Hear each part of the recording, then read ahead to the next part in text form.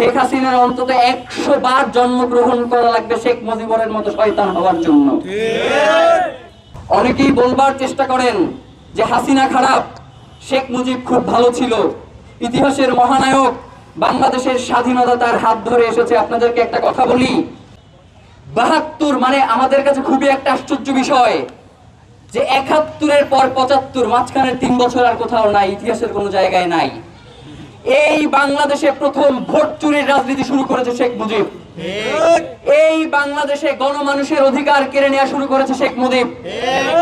এই বাংলাদেশে সংবাদপত্রের উপরে যে নিষেধাজ্ঞা সেইটা প্রথম আরোপ করেছে শেখ মুজিব। এই বাংলাদেশের রক্ষী বাহিনীর মাধ্যমে অন্তত 30,000 মানুষকে হত্যা করেছে এই শেখ মুজিব এবং তোফায়েলরা। আজকে তাদেরকে মহানায়ক প্রতিপন্ন করবার জন্য যারা চেষ্টা করছে, আমরা তো মনে করি ইতিহাসের কাঠগড়ায় তাদেরকে এখন দাঁড় করানোর সময় এসেছে।